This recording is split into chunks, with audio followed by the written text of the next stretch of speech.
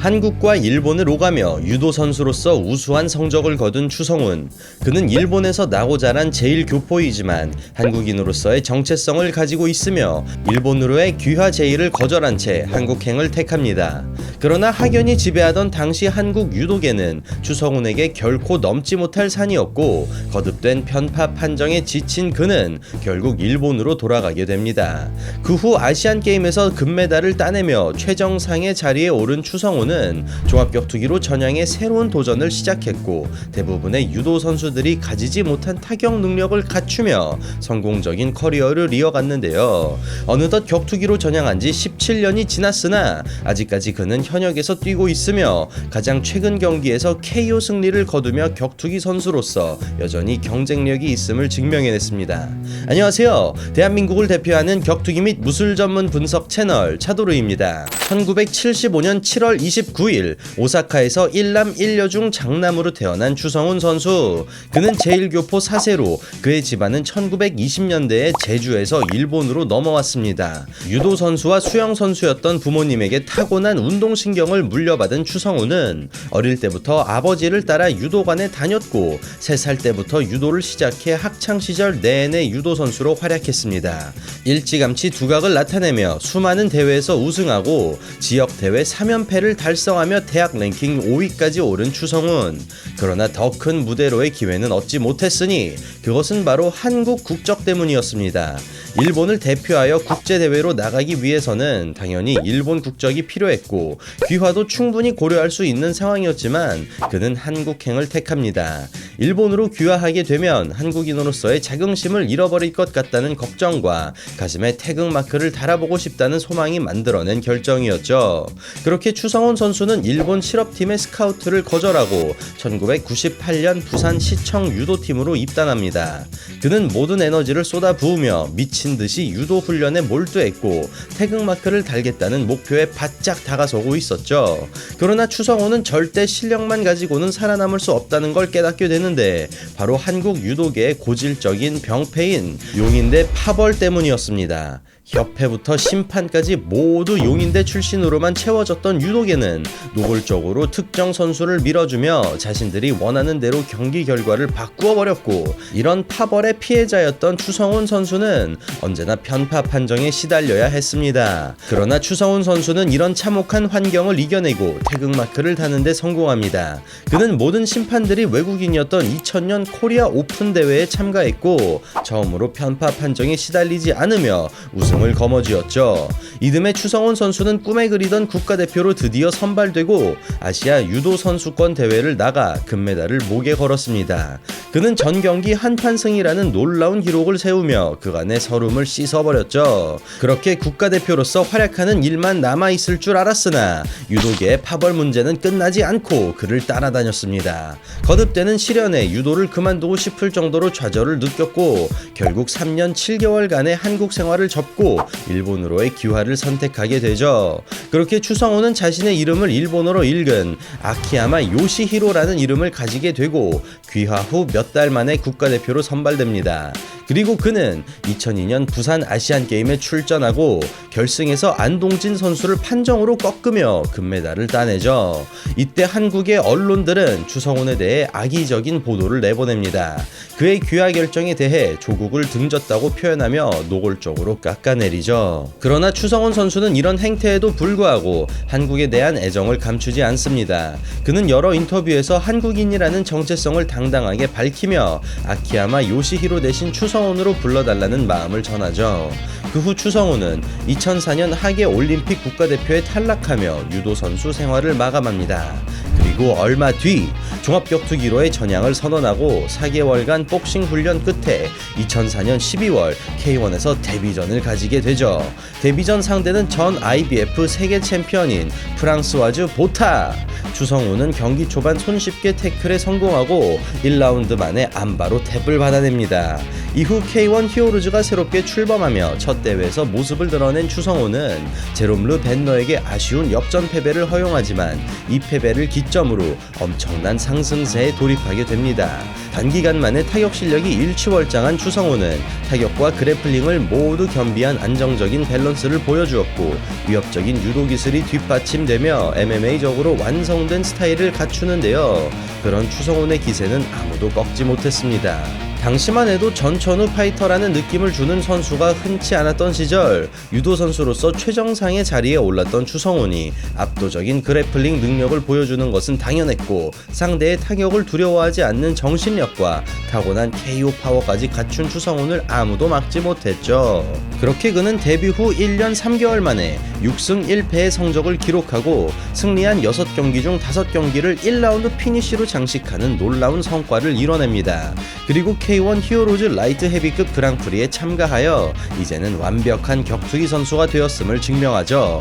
토너먼트의 첫 번째 상대는 자신과 마찬가지로 제1교포이자 최홍만 선수의 타격 코치이며 진정한 타격 천재로 평가받는 김태형 선수.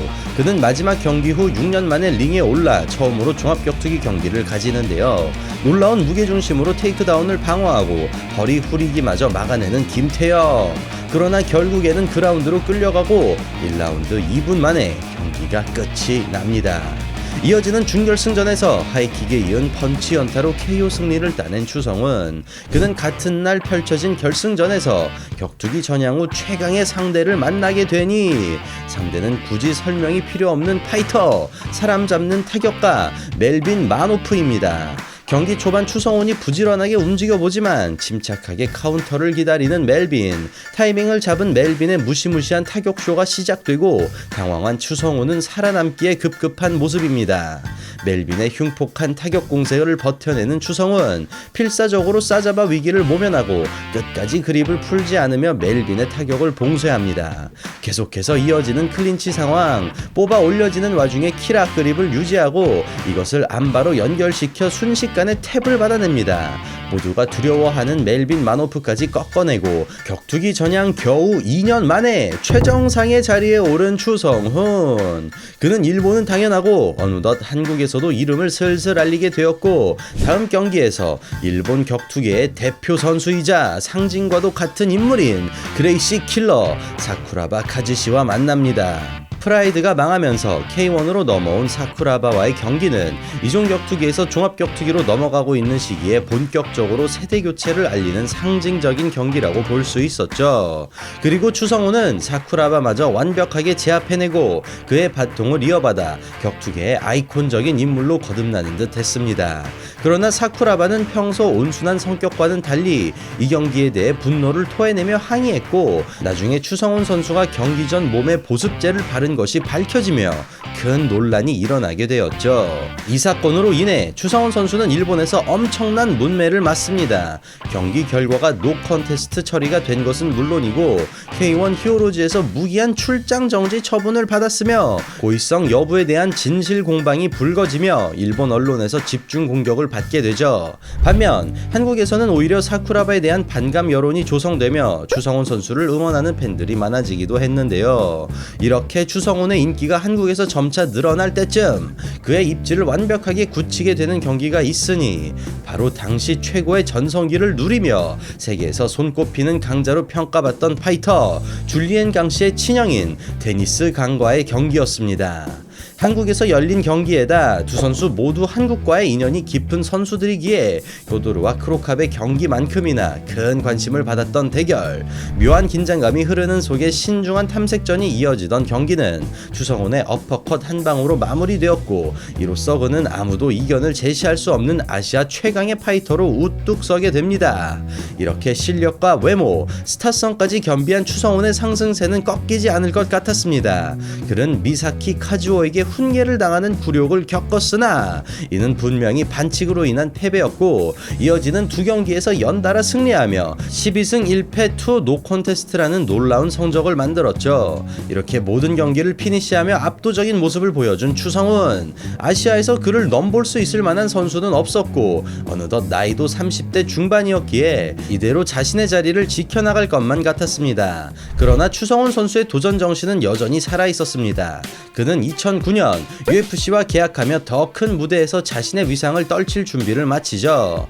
그 후 UFC 100에서 데뷔전을 치른 추성훈은 판정 승리를 거두기는 했으나 K1에서 보여주었던 압도적인 강함은 나오지 않았습니다. 링보다 훨씬 넓은 케이지는 더 높은 수준의 타격 테크닉이 요구되었고 UFC는 이미 사이즈적으로나 기량적으로 선수들의 수준이 올라온 상태였죠. 또한 난생 처음 맞이한 3라운드에서 체력의 한계를 드러내며 조금은 불안한 승리를 따낸 추성훈. 그는 이어지는 경기에서 가혹하다 싶을 정도로 강한 상대들만 연이어 만납니다.